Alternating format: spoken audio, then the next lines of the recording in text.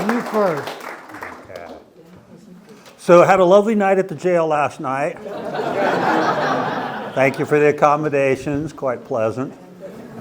Little drafty, but you know how it is when it's that Well, that old. reminds me, is there any law enforcement in the... Well, and that was the beauty of the Arizona Strip, right? It was cut off from the rest of Arizona by the Grand Canyon.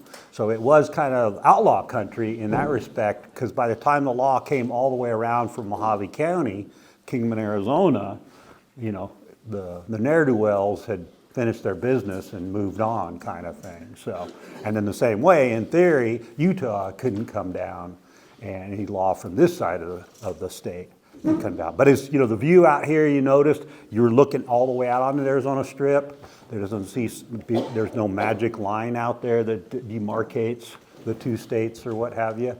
So, and there were some old law enforcement actions where they brought people from all which directions, the Yes, big raid on Short Creek, right?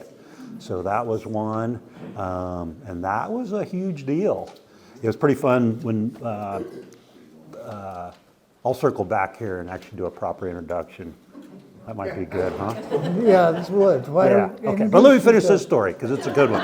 So anyway, so they're doing the dedication for the, they got the Arizona Wilderness Act, right? So the Vermilion Cliffs over by House Rock Valley over there, Marble Canyon. Mm-hmm. So they're doing the dedication there. And if you've been on that highway, there's a Dominguez Escalante historical marker there. And so that's where they did the dedication, kind of out in the middle of nowhere, middle of everywhere, as I like to say. And Bruce Babbitt came up. You know, he was the governor, Secretary of Interior, I think at that time. Yeah. And so he was there, a bunch of other dignitaries and all. And there was a whole lot of law enforcement. And of course, being the ne'er-do-well I was, I had to go tease on him and like, last time there was this much law enforcement there was on a strip is when they raided Short Creek, right? Because we had law from both sides of the line kind of thing. So yeah, anyway. I think I got a smile out of one of the cops, but you know how it is. Fortunately, it wasn't too cold or windy out there because that'll definitely take the smile out of most folks. So. Well, do you want to, should we? Well, okay. I'll introduce myself since you Very wouldn't good. introduce yourself. Okay, good. I'm Milt Hokenson, and I sort of came by this naturally. My mother's family settled a little place between Rockville and Virgin called Duncan. And I don't know whether any of you are aware of that or not. There's a little monument that Marty Ott, another cousin who was superintendent at Zion, put up while he was there to Nancy Ferguson Ott, the only person who ever died in Duncan. But at any rate, I went to work when I got down here for Zion National Park. I spent 5 years at Kolob. And in the process of doing that, I wrote a history of Kolob. And I guess Chief of Resource at that time, Jeff Bradybaugh, read that and he liked it.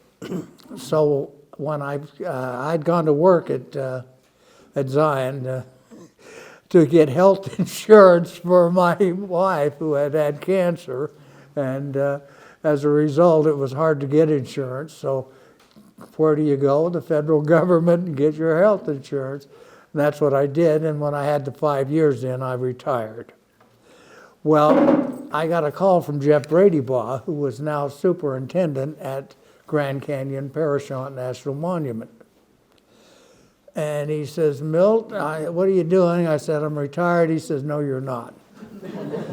And he put me to work for about 6 years doing oral histories on the Arizona Strip. And that's where I really got into it. And that was my background. And then I just hung around the BLM until they tried to run me off a number of times. It still hasn't happened. A comment on my partner here. He is a rather unique guy. He does live on the Arizona Strip. and he's an archeologist. I'm not supposed to say that, but he is. And for Grand Canyon Parashant National Monument, and he's done some very interesting things. He knows his stuff. So don't be afraid to ask him questions and leave me out of it. At any rate, that's how I came to be. So one of my earlier iterations was, went to school or finished my college degree in Cedar City, Utah up there, back when it was a state college, wasn't a university. So they didn't have any more, Are you that I don't know old? if they got any more books in the library since they got university status or not. That was always, not to shred, but it was like, okay, we got bearskin hats for the marching band, and we got the world famous Shakespeare Theater, and we ain't got any books in the library, just saying. The one book that was in the library, I was in there, of course, not doing my homework, right? Going through the government documents section just to see what was in there. Full-on first edition of the Arid Lands Report, John Wesley Powell's, work. And I'm like, are you kidding me? The maps, the whole deal. So I go walking up to the front desk, and here's the Mrs. Graff. I'm drawing a blank on her first name right now. I am old, or older. Anyway, and I said, hey, tell me you're going to put this in special collections, or I'm walking out the door with it right now. Because this does not belong just in there with all the other junk in the government, section sort of thing. It's now in special collections, so yeah. Don't get a copy of my own there, kind of thing. So anyway, so yeah, been around long enough, and actually one of the archaeology jobs I did, because the professor there in Cedar City, he used me as one of his crew chiefs doing archaeology. And we surveyed the upgrade for the highway to Zion back when. And one of the sites we looked at was the Nancy Ferguson Ott Memorial there. And so we're looking at this, we're surveying the right-of-way, and so it's me and Sherwin Tillahash, big old Paiute guy, and Doc Thompson. He always had a crew, that was a professor up there, he always had a crew of Paiutes. And I used to joke that they were like way smarter than me and way better archaeologists than me. We were doing excavations up by Colorado City, and I called them PhDs. It's like, man, you guys already got your pit houses dug, because I was like moving so slow. So they already had their PhDs, and I was still flailing in mine there. But anyway, so Sherwin and I are walking along the highway, and here comes old Bud Lee. And so those of you who know that country, the town of Virgin, the old 101 Rancho, if you've ever, so that's a historic, and here's a little historic reference. If you haven't ever seen it, or if you want to watch it again, Electric Horseman, definitely a period piece, 70s, Jane Fonda, Robert Redford. Who was the woman in the... Jane Fonda. Jane Fonda runs across Highway 9 and into the 101, which was a bar run by Merlin Lee. And he ran a bar for one reason, because he liked to drink. And at any rate, she runs in looking for a payphone. And the thing that you would want to watch for in the whole series is when she goes in looking for the payphone, there on the wall is a picture of John D. Lee. Portrait of John D. Lee. It's a big portrait, and I don't know I don't know who's got the 101 now, but Merlin ran he called it the 102. It was a bar up on top, so he was closer to the fishing at the reservoir. And then he closed that down every deer season and come back to the 101. Well, so here we are, we're walking along trying to do our job, and old Bud Lee comes driving up and wants to figure out who's trespassing on his land, right? We were in the right of way, but that's how that goes. And we were just east of the 101 there at that, well, actually we were pretty close to the marker, the memorial there. And there was a rock pit there and all, they had a quarry, stone stuff and what have you. And so he decides he doesn't want to talk to the Paiute, so he wheels around and comes and talks to the hippie. It was like a hell of a choice. I used to be clean shaven, so I always had the ponytail, but I was clean shaven because I figured I needed to be clean shaven living in small Utah towns. Because I am what they call a move-in. came up for Summer Fire Crew 1978 there in St. George when it was a tiny little thing. And that's back to the Electric Horseman movie. If you want to see what St. George looked like in the 1970s, there it is. They filmed it all downtown. And it's pretty fun. Old Dick's Cafe with Mazka, Well, the big... the chase scene, when they're Yeah. chasing him on the horse and all the police cars, you'll recognize alleys and homes, everything else. It's a good laugh, but make sure you can pause it because you'll see things you won't believe. If you can rent the movie, please do. You'll enjoy it. It's pretty fun, yeah. Yeah, they did the sort of the premiere, if you will, in St. George, and it was into fire season, and so we went with my crew chief from that summer, and it was pretty fun because everybody from town was there, and they're like, "Oh, there's so much, blah," kind of thing, and they were extras in the movie and the whole deal, and there were some pretty funny moments when some things were said by Willie Nelson, and this old cowboy almost laughed himself to death. Behind me, meanwhile, there was a family in front who got kind of offended and left. So it was that kind of like, hey, welcome to St. George kind of thing. So yeah, but so super lucky, came up there for Summer Fire Crew and kind of never really left, definitely left for a while, circled back, and had the good fortune of working with Southern Paiutes. This is their homelands and all. And Doc Thompson, he always kind of did the reverse racist hiring, right? He always had a Paiute crew to get the job done, but you had to have a white person with a piece of paper, to make it legal kind of thing. So yeah, we were a pretty good team.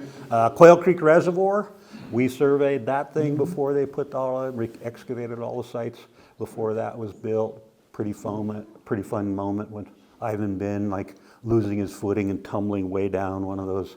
I was like, okay, he's alive, cool, yeah. Yeah, fortunately these guys were pro ballers, I guess they call them these days, but Native American basketball tournaments, always a big thing, right? And so they all had their tournament jackets that they'd won, and man, these guys could run the court like nobody's business, which was great when it came time to walking all day, because they could walk all day too. But it was kind of fun stories. You got to move south. Get on the Arizona. Oh, right. Okay, so we were getting there because it is Paiute homelands. But the other thing about the 101, that idea of a beer bar and all, there is one that I'll talk about when we sort of circle around, is a place called Little Arizona. And so those of you who know, so the Southern Parkway goes along now, and there's an exit sign for River Road, and it says River Road half mile. If you look to the right at that moment, that was the old River Road alignment right there.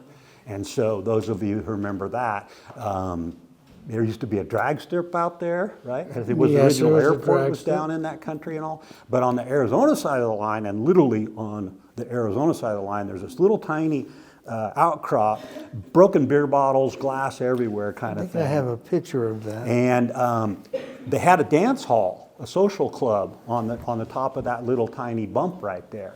And so it was kind of the big Saturday night get together. All the cowboys of the dancing persuasion, if you know what I mean, would come in on a Saturday night. Stories of kids from Bundyville, coming all the way in out there. And there was one kid, his truck really wouldn't start, so he always had to park it on a hill so he could just roll start it, to make it back home in time for Sunday morning church kind of thing, sort of thing. So yeah, and anyway, so yeah, the Little Arizona, kind of a fun little story. Ended up having an encounter with one of the elder Bundys not too long ago, and we were actually out by a place called Little Arizona Spring. And so I had to ask. I said, "So hey, tell me, did you ever make it to that Little Arizona, the dance club there?" And he got a little twinkle in his eye, and he's like, "Well," and I said, "Was that your father's time?" He's like, "Yeah, that was my dad's time." And then he got a real twinkle in his eye and said, "You used to be able to get a drink there." So yeah, and they had whiskey bottles tucked into the back there. Well, it was Arizona, so they could, could do that. Right. So again, back to that state line thing and how the Arizona Strip operated. There's a great little book, The Rollaway Saloon, Some of you have probably read that. It's Arizona Tall Tales, or Arizona Strip Tall Tales kind of thing, Cowboy Tall Tales. And the story was the Rollaway Saloon was this little building on logs, and they could roll it, across the line when the cops came, kind of thing. Hence the name, the Rollaway Saloon. So yeah, so they kind of, wait a minute, hang on a second. We got a couple kids who didn't get their pictures. Okay, you two, here's some pictures for you to follow along if you want. Be a little distracted, because this is going to kind of get boring, I'm afraid. So, but I'll try and keep it lively. Maybe I'll talk about Gila monsters and that kind of stuff. So, anyway, yeah, I'm out there on the be out and about, and I'm always like, hey, you need a map, kind of thing. And then I'm always like, hey, there's pictures of wildlife for the kids, kind of thing. Especially when there's somebody cranky, and they're not going to like some hippie out there. And I just changed the subject, like, hey, so what do you know about that old, they called it the Gentile schoolhouse. So yeah, so you had the Trumbull schoolhouse. That was a little tank. What's that? Yeah, little tank, exactly. So, okay, wait a minute, sorry, back to the introduction. So, yeah. What's the old phrase, straight and narrow? Ain't gonna happen, And then, of course, all the old days of river running, it was kind of like, no, I meant to be there. No, that was my run, kind of thing. As opposed to like, I'd never seen that rock before. So, and we do have a couple old-time river runners here in the crowd today. So yeah, but anyway, so you had the good fortune of working with Southern Paiutes, and as a sort of a landing knowledge, but this is Southern Paiute homelands. Do we need to stand up or anything, everybody? We're good? We don't need, okay. Anyway, so Southern Paiute homelands, they'll tell you they've been here since time immemorial. Hopi, Zuni, all the ancestral Puebloan folks, they claim affinity to this area. One of the clans from Hopi came from, they say, from up in this area here. And then, of course, the Paiutes are like, well, no, these are our places. And most of the place names, or a lot of the place names on the map, they have that there. Pretty cool, talking with some of the kids, that I worked with back when, they'd be like, oh, what did you call that plant? And he included the fact I was an ethno-botanist. And so like the little grocery store right out here in the front porch right here, and the hardware store right there. Yeah, great ethnobotany. And that's the fun thing, working with some of these Paiute guys, it'd be like, they're like, what'd you call that one plant, Greg? Because we were walking the Kern River pipeline from Nevada to Wyoming. That's the kind of archaeology I used to get to do. And not that I have quit walking yet, but fortunately. But yeah, so here's one of the Paiute guys. What do you call that plant? And it was the sago lilies, right? Springtime, just a huge bloom. And if you know sago lilies, so you've got death camas, which as the name implies, you don't want to be eating, kind of thing. And some people get confused. It's like not really confusable, but when you're just digging up bulbs, like we're doing excavations, and there'll be these little bulbs in the screen kind of thing. They look like little onions. And you're like, death camas or sago lily? Is it a wild onion? And there are lots of wild onions out there. Yeah, when they're full blooming, you're just like, you can smell the onions blooming. So yeah, the elders, so this one kid, he's like, what'd you call that? I'm like, oh, sago lily. He's like, oh, yeah. And he was raised by his aunts and his grandmothers. So I had a lot of, traditional knowledge and sort of things like, oh, yeah. They used to, and we're like way out there. And he's like, oh, yeah, they used to, the runners, the people who lived there in Cedar City, they would run out to visit cousins out at Indian Peaks, which is on the Nevada border, if you haven't been out there. So that was the run. You'd go run over the Nevada border from Cedar City, what's now Cedar City, and then they'd run back. Well, one of the things they would eat along the way are these sago blossoms, just the flower blossoms. And so don't put anything in your mouth, kids, that you don't know isn't poisonous, right? Anytime I give this talk, the lawyers are always like, don't be, and especially when I'm talking to youth groups, they're like, don't you, anyway, so, because, there have been some unfortunate moments when people have eaten the wrong thing. But anyway, so they would eat these blossoms as runners. And so I was like, oh, that's interesting. That story had stayed with me. So we're down in the Grand Canyon one spring, fine spring day, and huge bloom of, not the Sego lily, but it's the cousin, the Mariposa lily down there. And so one of the old timers and I were going way up the side canyon, and blooms everywhere, and we didn't want to just eat the whole blossom because that would, prevent any seeds from happening. So we were plucking like, every other petal kind of thing and eating these flower petals all day long, basically. And man, there's moisture in them, there's carbohydrates. It's like, man, this is the perfect stuff. Well, mid-afternoon or so, here's old Brad, and he's like, hey, Greg, is it me or does the ground just seem further away? So it's like, hey, there's a little, and neither of us, our knees weren't hurting either. And I'm like, well, dang. So it's an analgesic, and there might be a little psychotropic here. So it's like perfect for long distance runners, right? You get into that happy place and just keep going. So you got your moisture, you got your carbos. So yeah. So again, that knowledge. But yeah, but all their knowledge, like out front here, we've got a big old blue agave kind of thing. Well, we find ones growing in the Grand Canyon, but they're not native to northern Arizona. They came from northern Mexico. How did they get in the bottom of the Grand Canyon? Especially because you say, well, the birds brought the seeds. They don't reproduce by seeds, this species of agave, the one that's down in there. And the Paiutes call it the grandmother plant. There's a big old plant in one of the side canyons with all these little small plants around it. The grandmother, and then the babies, the grandbabies around there. And it used to be known as the Anasazi agave by some other folks and all. But anyway, the thinking is that they were bringing those in as an agricultural item, because that species of agave is real productive and it's ready to harvest within about 5 years.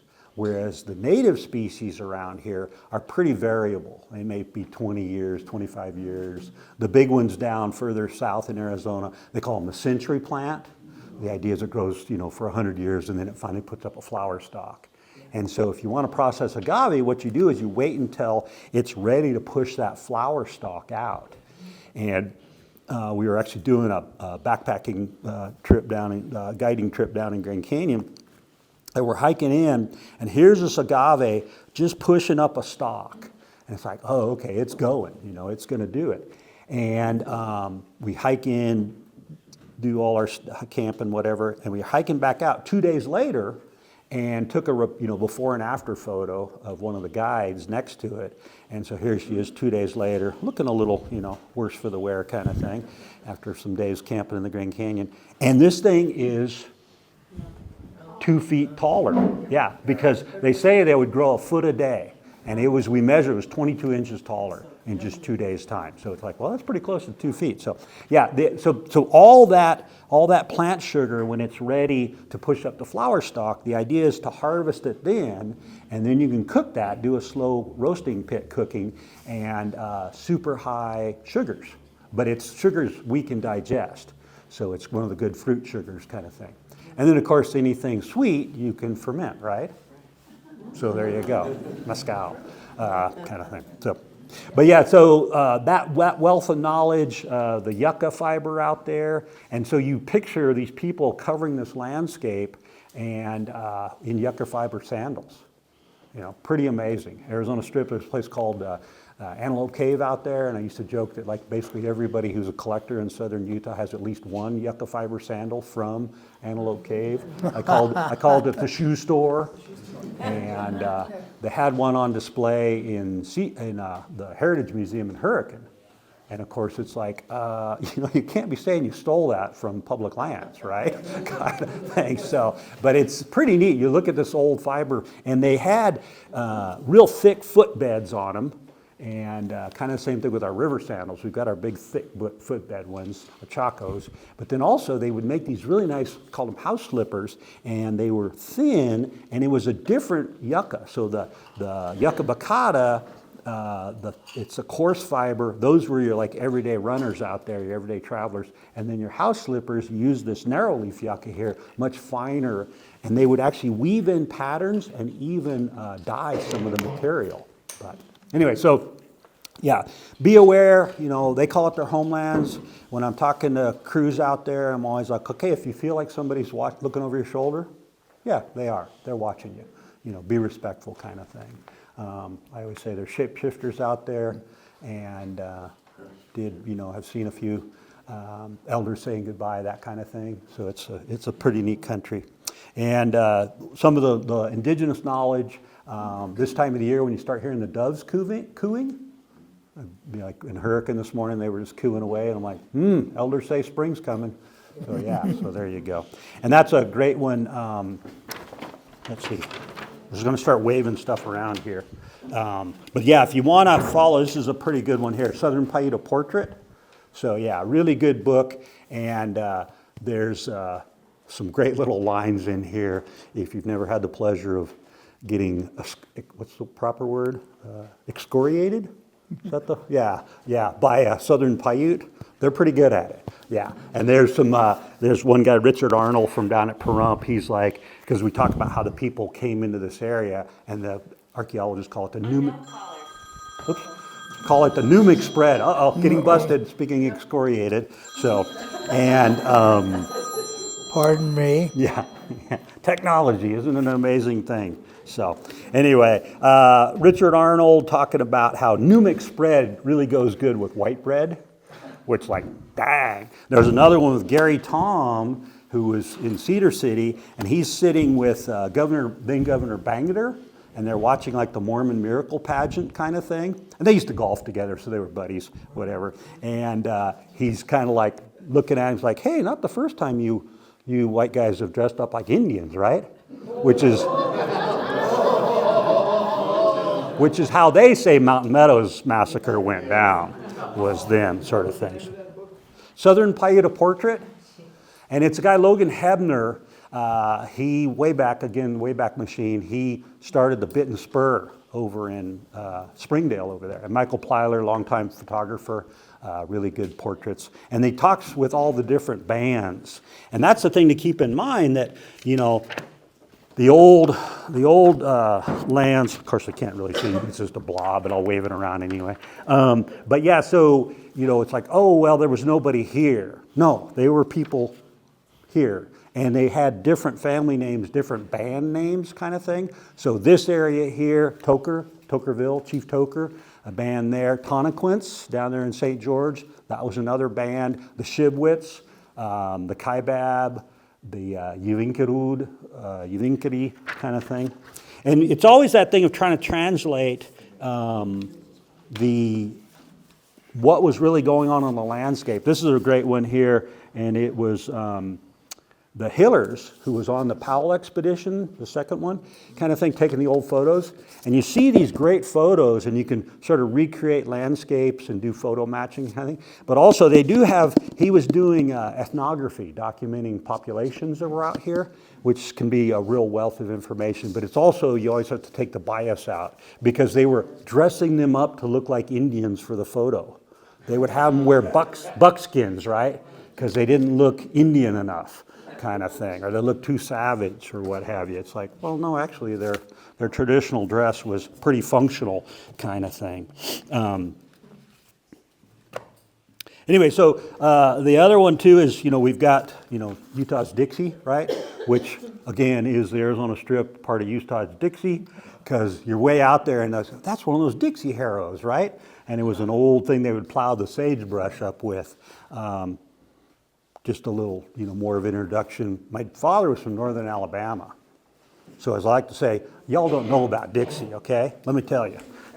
And they also reference the fact they used to lynch Mormons down there, same as blacks. Just saying. So when they talk about, yeah, we just want to celebrate heritage, you're like, well, I'm not sure about that. What kind of heritage you're looking at. Now, finally, we made it to the Arizona Stripe, sort of thing. So summer of 1978, I was on fire crew, and yeah, heard a lot of good stories that summer. And then again in 1980, was back and got to be a crew chief out there. Milt wanted to talk about John Riffey. Yeah. So one of the Rangers that was out there forever, kind of thing. Great little book. And I've got some stuff on Riffey. Yeah, do you want to take some stories? Yeah. Riffy was sort of an interesting character. He went out there in 1945, and he's buried out there. He and Mary Beth are both buried on the monument. Todd Selga, the ranger, doesn't advertise that, but if you know where the grave is, you can visit it. At any rate, Riffy was an amazing guy. He had some characteristics that were really a lot of fun. He named everything. His dump truck was Dumpy. His road grader was Scrappy. His personal truck was Alexander. I don't know how that came to be. And John's first wife developed cancer, and he would have to drive from Tuweep, and this was in the early 50s. He would have to drive from Tuweep all the way to the clinic at South Rim to treat her. And he got to thinking, he said, this has got to stop. So he drives into St. George, came over to Mount Trumbull way, past Bundyville, or Mount Trumbull as we call it today. At any rate, he gets into St. George and he buys a used Super Cub in 1957. Now that must have been some sort of used Super Cub. And of course, he doesn't know how to fly. So he spent a couple days with somebody and they taught him to fly, sort of. He flew it back to Tuweep, landed on the road, didn't crash it, built an airstrip. And John was sort of pretty wise in the way he did things. The first thing he did is he located his airstrip on his Arizona Public Trust Lands section. That's the Arizona school section, the one that they gave the western states a section in each township so they could fund their schools. And you'll see it on the map of the blue squares. That's the townships. At any rate, he knew that if he put it on the park, they'd get on him, an airstrip. They wouldn't let him put it on the park. And if he put it on the BLM, they'd come down on him. So he went on the strip right in or the section right in the middle of Tuweep Valley and put his airstrip in. And no one's ever bothered him ever since and said anything about it. But at any rate, his airplane was Pogo. And Pogo was named because he could hop from place to place. And sure it wasn't named for bouncing the landing? Well, if you've ever landed on that strip, yes, you do some bouncing. I was fortunate enough to fly with John on numerous occasions. And I recall John was pretty cautious in his flight. I had a friend who ran Lake Mead Air. And he would come out, he was a good friend of John's, and he would come out and fly Pogo. And I remember flying in Pogo, coming up over Lava Falls with the spray coming up off the prop. We were that low on. That was an interesting time. But John was an amazing guy. And the ranchers in the area really liked John. He would help them out, and of course he had to oversee the grazing, but he did it in such a way that people respected him and they paid a lot of attention to him. He had a fight with every superintendent that came to Grand Canyon, and the fight was simply over. John would not wear a uniform and carry a gun. His attitude was, if I had to do that, that's not what I want to do. That's not. I'm here to oversee grazing and help visitors. He says, I'm not carrying a gun and I'm not going to wear a uniform. And the only time I ever saw John in a uniform was when they buried him. They put him in a uniform. That was another interesting story too with John. When John passed away, they had a service here in St. George, and that was well attended. And then they went out to do the internment. And it was sort of interesting. Sky West offered anybody who wanted an airplane ride out to Toohey. And they had more planes at the Toohey airport. It would take about 2 hours to get in line to take off, but they had quite a crowd out at Toohey. And I thought that was sort of interesting that Sky West, the owners of Sky West, felt that John should be honored that way, and they did. At any rate, I spent quite a bit of time with John. I met him through my friend Art Gallinson, who had Lake Mead Air, and Ron Smith, who had Grand Canyon expeditions. And we would descend on Toohey, but in a sort of an interesting way. All of us had families and young kids. By the time we got Ron's kids together and mine and a friend, Dick Wallen, who was a doctor, a few others, we'd have about 10 or 15 kids, and Mary Beth loved it. She just thought it was great. And one night, we all got together and had a sing-along. And Mary Beth wrote that up. She thought that was the greatest thing in the world. And when Todd Selga got out there, he was going through the old Riffy stuff and came across this article she'd written about that sing-along. And I had to go out and identify every one of the people that were in the photos out there so that Todd would understand that. There were some other people that made a very big impression with me on the Arizona Strip. Spence Esplin was one. Now, Spence, he drugged me all over out there, but I learned an awful lot. And Spence always had some good stories, and I was always in good humor. I always liked that about Spence. Another one would have been Orville Bundy. Now, Orville was a real cowboy. And that darn guy, I watched him take 50 cows from down at Frog Spring all the way up past the Bar 10, all the way up to Bundyville, which is Mount Trumbull, and then up on top where Summer Range. And he did that on a horse with a dog, and that was it. And that takes some pretty good cowboying to get those cows up that road. So there was a number of interesting people I saw got involved. Can I tell a Riffy story? Yeah. Okay. So John Riffy, besides all of his,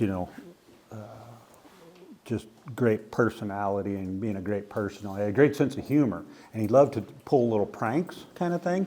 And so if kids want to know how to make a duck call, John Riffy showed me how to make a duck call one time. And I was like, are you kidding me? So it's actually now an artifact. They're the old ring pulls. Those of you who, how you'd open up a soda can, the old ring pull. And so, there are fewer of them out there now, and they're technically legally artifacts because they're over 50 years old. I always say, yeah, keep moving now.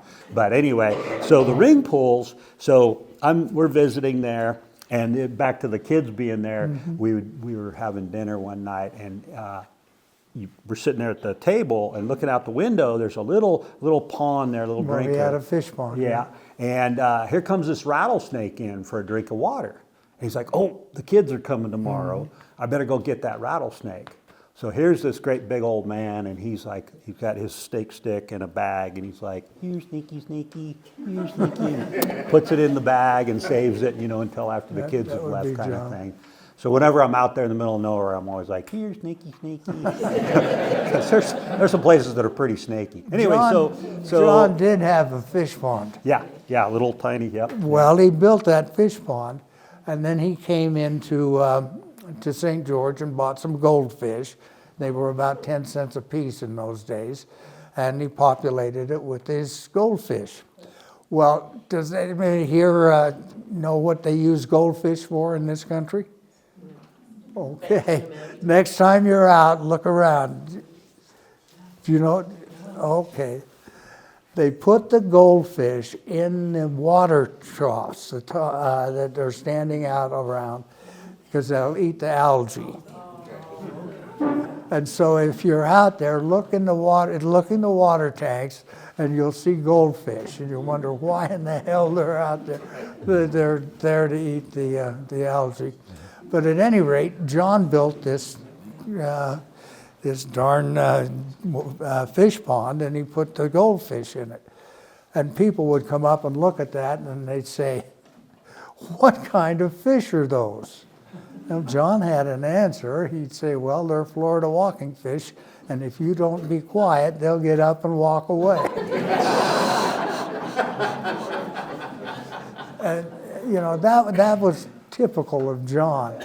I made a mistake one time. John did not have any running water anywhere near Tuwee, and he had a catchment basin. And if he had normal rain, he could get enough water to get through the year. And I asked John one day, I said, "Geez, John," he says, "why in the hell don't you just drill a well?" And he said, "Well, I could do that." He said, "Yeah." And I said, "How deep do you think you'd have to go?" He says, "Oh, about a mile," which would have been the Grand Canyon. So you had to be careful with John, because he'd get you if you didn't want. Well, the example of him getting you, so we finished dinner, and then he's going to show me how to make a duck call, right? So he's got this little ring pull there, and he starts folding it and bending it, and I'm like, okay, how's that going to make like a little quacking sound? I'm trying to figure out how just that metal's going to, like, because that's how my brain works. I'm kind of sciencey, you know, kind of thing. And he's carefully folding, going on. I think get some pliers out at one point to get the bend just right. Goes on, and I'm looking real careful, trying like, okay, how's this thing gonna make that noise? You know, how's it gonna make a quack? And you know, after he's got me fully roped in, right, he's just like, "Here, ducky, ducky, ducky." So that's a riffy story. Hey, how long are we going for? I have no idea. No, I'm asking the boss, not you. Are we an hour, 2, 3? Oh, we will. Okay, we're doing, 2 shows. 11 o'clock is your Okay, 11 o'clock. Okay, so anyway, we'll get back to the map here, otherwise we're going to get foundered. If you do find one of these ancient ones here, it was kind of funny. I look over and I'm like, wait a minute, this is like a collector's item here. This is like our earlier version. And it's got the offensive place name that we got rid of. It was kind of one of those ones when I first showed up, I'm like, well, wait a minute, why is it that name? Well, there was a Paiute woman living there. I'm like, and what was her name? You know, her family name. And I actually did some research on it, talking with one of the Shivwits elders. And the western half of the Arizona Strip is Shivwits homelands. And so Clarence John, and we, you know, looked around. But basically when we redid the map, even the big one here, we got rid of that, you know, that place name. And the Secretary of the Interior, Deb Holland, she actually just said, okay, we've been talking about this long enough, we're going to fix it, period. And so throughout, on all public lands, she got rid of those offensive place names and put, you know, proper place names on them, kind of thing. And of course, the way the bureaucracy works, it was kind of one of these top-down things. Instead of like, hey, talking to the elders, this woman's name was Chipmunk, you know, because they have Paiute names, which is Tavats. And so I was trying to get the name, you know, Tavats as the place name there. It's now called Red Rock Canyon. It's like, don't we have enough Red Rocks? Can we call it? Another place name that you'll see on the map down here in the corner is Tassi or Tassie. And I always thought it was Tassi, and he's got some stories here about the Whitmore brothers in a second. And but again, going to that idea, why is it called that? Well, there was a Paiute woman living there. And Tassiv in the Shivwits dialect is aunt. And so it's like, I wonder if her name was Tassiv and then it got shortened to Tassie kind of thing. But that's down in this corner of the monument here. And you want to tell a Tassie story, a Tassie Well, story? I have got one story that was picked on me, and Dave Van Elfen almost cried. He was laughing so hard when this happened. We had a very nice woman come up. She was from Chicago. She'd hired on from the with the BLM, and they detailed her up to Grand Canyon Parashant, and that was Amanda Rowland. Mm-hmm. And I worked with Amanda for about 3 months or so, and I really got to like her. And she finally was going over to Pipe Springs, and she'd never been over there. She had no idea what Pipe Springs was all about. And I said, well, I've got a good friend over there, Ben... Pickavit. What's Pickavit. Ben Pickavit, that's right. And I said, say hello, and go and you see, ask for Ben, and when he comes out, tell him that Milt sent you over and just say hello. So she did, and Ben comes out, and typical Ben and typical Paiute, she says, Milt sent me out to say hello to you. And Ben looked at her and said, that asshole? And she came back and said, was telling Dave and I about this. And when she said, Milt, that's what he called you. It's a term of endearment. So. At any rate. And that's not the story I thought he was going to tell. I'll have you know. That's rate, not what I was leading towards. Rate, I didn't set that up. I was trying to talk about Tassie. Dave started laughing. And he was literally about to cry. He was laughing so hard. He said, boy, you guys have got to learn an awful lot about Paiutes. He said, that is the way that would be sort of a compliment and acknowledging, that he knew you and that he liked you, that sort of thing. But it was just, she was just... Tell the Tassie story. The Tassie story? Which one? Well, yeah. There's the one in Overton and there's the one out at the ranch. Well, you tell that one. Okay. He's obviously, getting a little shy there. But so these were Milt stories, and so... Are they true? Did he make this out of whole cloth? That hurt. Yeah. So John Riffey, if you spent the night and you got flannel cakes for breakfast, oh yeah, and you had to be careful. So it was flapjacks, right? Pancakes. But all of a sudden you're like going away and you're like, wait a minute, what is in here? There was a piece of flannel in there that he would cook into the pancake. So flannel cakes. So if you say, hey, we're going to make flannel cakes, like, I don't think so. So back to whole cloth. So again, why is Tassi, named that, or Tassie named that? Well, there's a spring there, so Tassie Spring, and then was she named after the spring, or was the spring named after her? And when the cowboys first came into the area, much like Tavats, here's this Paiute woman living out there. So here's Tassie living out at the other spring over here. And one account was they show up one day and here's Tassie, and she's buried her husband.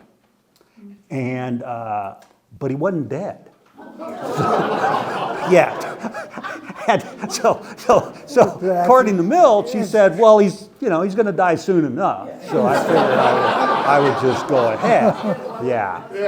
And another story, so they're over in Overton over there, because the old travel way, you just walked back and forth across the river and went over there. So she's riding the horse, and she's leading her husband, and he's blind. So she's got him, leading him he's either hanging onto the tail of the horse, or she's got him on a rope, basically, so they can go down the main street there. Well, yeah, and then tell him about the horse. So then everybody's like, well, why aren't you letting him ride the horse? He's blind. And she's like, he doesn't have a horse. So that's the Paiute way. It's like, you know, it's kind of funny, you know, we've got these sort of classic books here. So we want to wrap it at 11? Okay, we're gonna come to a crescendo. Obviously, many stories, whole big thick books. A Harsh Land and Proud. That's Nellie Cox's book, by which the is, way. and what's the other one? Footprints on the Arizona Footprints Strip. on the Arizona Strip. But it is, you know, that idea of harshness versus it's people's homelands, it's paradise. You know, they've been getting their groceries out here forever. I made up my own map here. I was marking all the green stuff was place names I was going to talk about because there's always a, you know, either a Paiute story or a cowboy story out there, a homesteader story. You know, we can. Well, you're welcome to look at some of these. This is a particularly interesting one. It's the history of the Esplin Ranch, which is one of the largest ranches on the Strip. Where's that at? It's just north of Bundyville, north of. As you come down, you'll see it. It's off on the right-hand side. Yeah. Yeah, in Bundyville, so this is a great book, Lyman Hafen.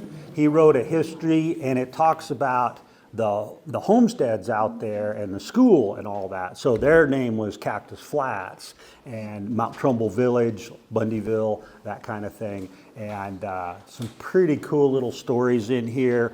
One of the place names out there is Pa's Pockets, and that was Grandpa James A. Bundy. Mm-hmm. And then Chloe Bundy, they lived out there, and she would do a weekly newspaper dispatch, Chloe's Clippings.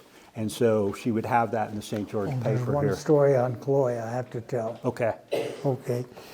I'm trying to remember the name of the Bundy. He was the LDS bishop out there. They actually had a ward. And he was crippled with arthritis, and he couldn't walk. And he had a little cart, and the kids would pull him around. And that's how he got around. But at any rate, they had a bumper crop of dryland wheat, and they had no combine to harvest it. And so he wrote I forget the name of the LDS authority, one of the general authorities.